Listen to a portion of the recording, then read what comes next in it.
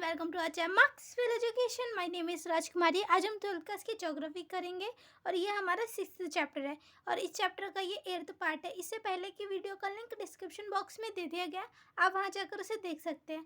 आप इस चैनल को सब्सक्राइब करके बेल आइकन पर क्लिक कर दीजिए ताकि आने वाली वीडियो की नोटिफिकेशन आपको मिल सके और आप उसे अच्छे से देख सके। तो इस चैप्टर का नाम है द्वितीय क्रिया और आज हम बात करेंगे सूती कपड़ा उद्योग के बारे में, यानी कॉटन टेक्सटाइल इंडस्ट्री के बारे में बात करेंगे। तो ये क्या होती है?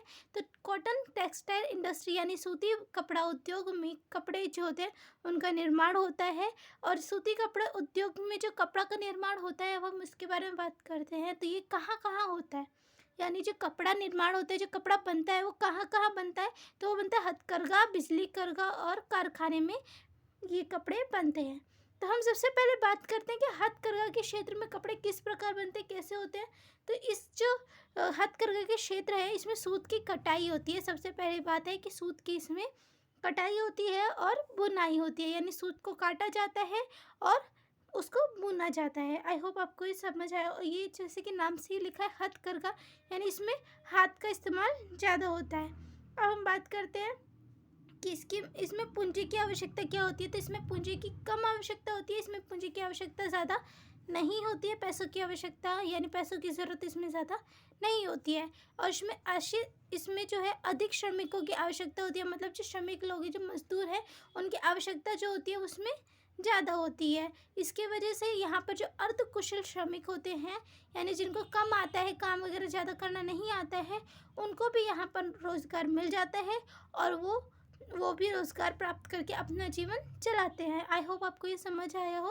हथकरघा में क्या होता है, कटाई बुनाई होती है सूत की और पैसों की इसमें आवश्यकता कम होती है, श्रमिकों की आवश्यकता इसमें ज़्यादा होती है, जिससे अर्धकुशल के जो श्रमिक होते हैं यानी जिनको ज़्यादा नहीं आता है काम, वो भी उनको भी यहाँ पर रोज़गार मिल जाता है। अब हम बात करते हैं बिजली करघा के बारे में कि बिजली करघा में क्या होता है। तो जैसे कि इसमें भी नाम से लिखा है, पता चलता है बिजली करघा, ठीक है। तो बिजली करघा में क्या होता है, यंत्रों का यानी मशीनों का उपयोग ज़्यादा होता है।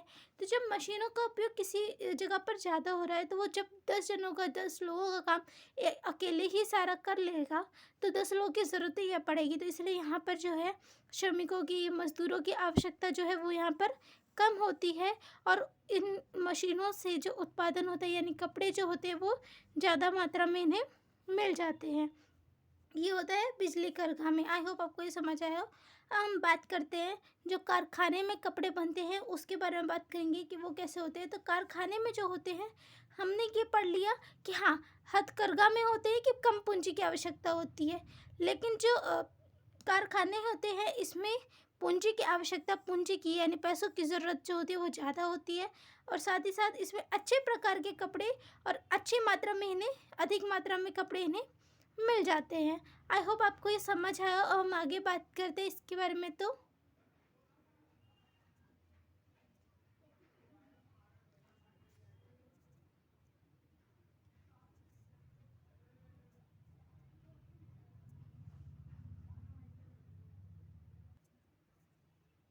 अब हम बात करेंगे सूती वस्त्र उद्योग में। जो सूती वस्त्र के जो निर्माण है उसमें अच्छी किस्म की कपास की आवश्यकता होती है। मतलब जो कपास होती है यहाँ पर इनके लिए ये कच्चे माल के रूप में उपयोग में लाई जाती है। तो हम बात करते हैं कि जो कौन से ऐसे देश हैं जहाँ पर जो कपास है उसका उत्पादन होता है। तो विश्व के 50% यानी 50% से भी अधिक कपास का उत्पादन होता है। तो वो कौन से देश हैं? वो हैं भारत, चीन, संयुक्त राज्य अमेरिका, पाकिस्तान, उज़्बेकिस्तान और मिस्र। यहाँ पर जो है कपास का उत्पादन होता है और इसकी वजह से यहाँ पर कपास की यानी कपड़ों का उत्पादन अच्छे से हो जाता है। लेकिन इसी के विपरीत हम बात करते हैं कि ऐसे कौन से देश हैं जहाँ पर धागों को मंगाया जाता है किसी और जगह से ताकि वो कपड़ों का उत्पादन यानी वस्त्रों का उत्पादन कर सके। तो वो देश हैं ग्रेट ब्रिटेन, उत्तरी पश्चिमी यूरोप के देश और जापान। ये वो देश है जहाँ पर आयातित धागे से सूती कपड़े का उत्पादन होता है, यानी धागे को दूसरे देशों से मंगाकर उनसे सूती कपड़े का निर्माण ये करते हैं। आई होप आपको ये समझ आया। और अकेला जो यूरोप है विश्व का लगभग आधा कपास आयात करता है, मतलब विश्व का आधा जो कपास है उसको मंगवाता है। अब हम बात करते हैं कि वर्तमान में जो कृत्रिम रेशे हैं वो इसकी प्रतिस्पर्धा कर रहे हैं।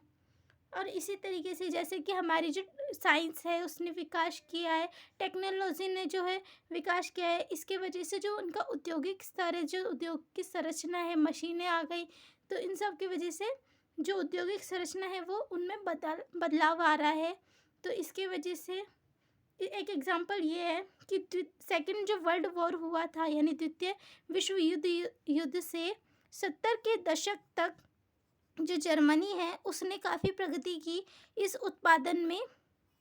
जर्मनी ने इस उद्योग में उत्पादन में काफ़ी मेहनत की, और लेकिन अब ये स्तर भी कम हो रहा है, ये भी कम हो रहा है यहाँ पे। अब हम बात करते हैं कि जो ये उद्योग है ये विकसित देशों से स्थानांतरित होके, मतलब विकसित जगह से ये बदल कर अब ये कम विकसित देशों में आ गया है, जहाँ पर विकास कम है उन देशों में ये आ गया है।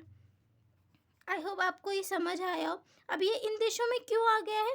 क्योंकि यहाँ पे जो इनको श्रमिक हैं, यहाँ पे जो इनको मजदूर हैं वो सस्ते मिल जाते हैं, और जिससे इनके श्रम की जो लागत होती है वो कम खर्च होती है। आई होप आपको ये समझ आया। अगर आपको ये समझ आया और आपको ये वीडियो अच्छी लगी हो तो आप इसे लाइक, कमेंट और ज़्यादा से ज़्यादा शेयर कर दीजिए। आप इस चैनल को सब्सक्राइब करके बेल आइकन पर क्लिक कर दीजिए ताकि आने वाली वीडियो की नोटिफिकेशन आपको मिल सके। Thanks for watching this video.